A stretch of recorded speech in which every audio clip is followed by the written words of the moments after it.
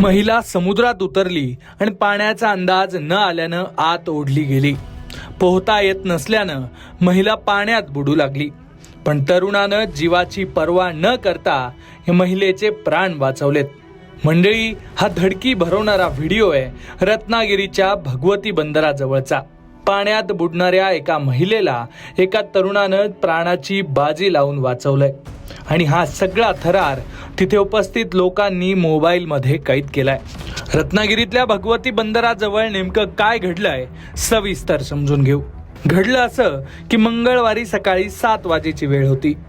रत्नागिरी जवळच्या भगवती बंदराजवळ एक महिला समुद्री कालवे म्हणजेच ऑयस्टर काढण्यासाठी समुद्राजवळ आलेली होती. पाण्याच्या खोलीचा अंदाज न आल्यामुळं ही महिला समुद्राच्या पाण्यात ओढली गेली. काही सेकंदातच ही महिला जवळपास 200 मीटर आत गेली. पोहता येत नसल्यानं महिला पाण्यात बुडत होती. हे पाहून आजूबाजूच्या लोकांनी आरडाओरडा सुरू केला. मात्र कुणाचीही तिला वाचवण्यासाठी पाण्यात उतरण्याची हिंमत होत नव्हती. याच वेळेला तिथं आंतरराष्ट्रीय जलतरण प्रशिक्षक महेश मिल्के, त्यांची पत्नी गौरी मिल्के आणि मुलगा करण हे जलतरणपटूंना प्रशिक्षण देण्याचं काम करत होते. आरडाओरडा ऐकून त्यांना ही घटना कळली.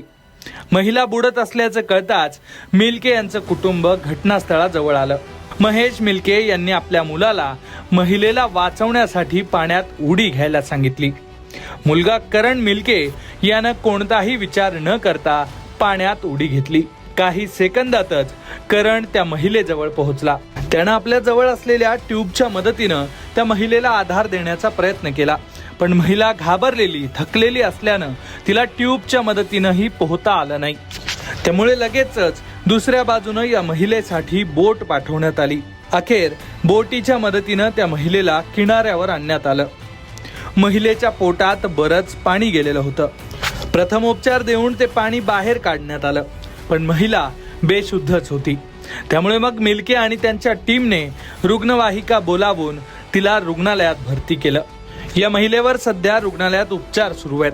पण एका 18-19 वर्षाच्या तरुणानं या महिलेचे प्राण वाचवल्यामुळे सध्या त्याचं चांगलंच कौतुक होतंय. विशेष म्हणजे या महिलेचे प्राण वाचवल्यानंतर करण मिल्के याचं महिलेच्या कुटुंबानंही हात जोडून आभार मानलेत. एखाद्याचा जीव वाचवण्यासाठी स्वतःच्या जीवाची पर्वा न करणाऱ्या करणच्या धाडसाचं सध्या सर्वत्र कौतुक होतंय. रत्नागिरीहून शोभना कांबळे, लोकमत.